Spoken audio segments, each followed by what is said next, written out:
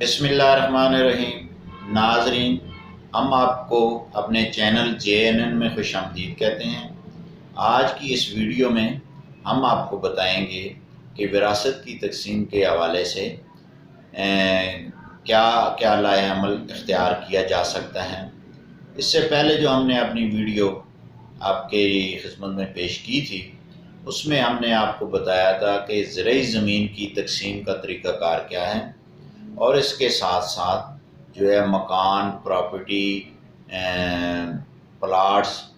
اور اس کے ساتھ پلازا، مارکیٹ وغیرہ کا کیا طریقہ کار ہے۔ آج کی اس ویڈیو میں ہم آپ کو بتائیں گے کہ اگر ایک شخص فوت ہو جاتا ہے تو اس کی روپے جو ہیں بینک اکاؤنٹ، قومی بچت میں ہیں، کچھ سکیمیں ہیں، ڈیفنس سرٹیفکیٹس ہیں، بانڈز ہیں،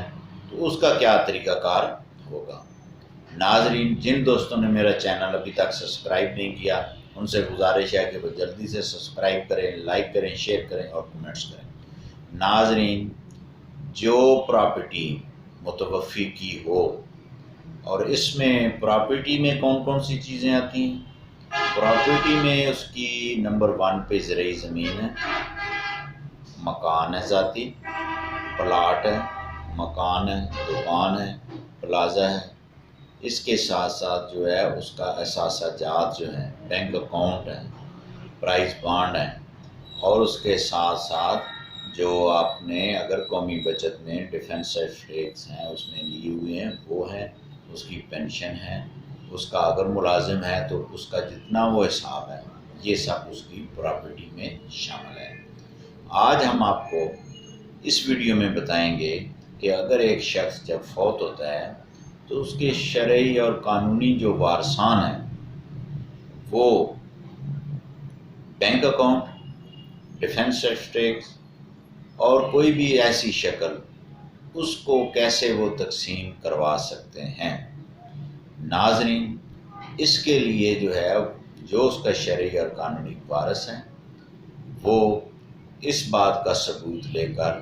کہ یہ مرنے والے کی جو پراپرٹی ہے، جو بینک اکاؤنٹ ہیں، کون کون سے ہیں، کہاں کہاں پیسے جمع ہیں،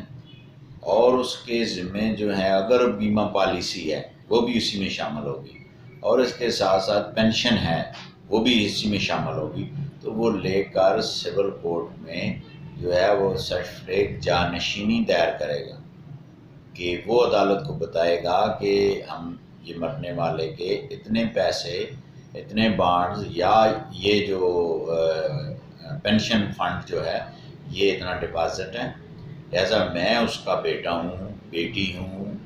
والدہ ہوں، والد ہوں، بیوی ہوں،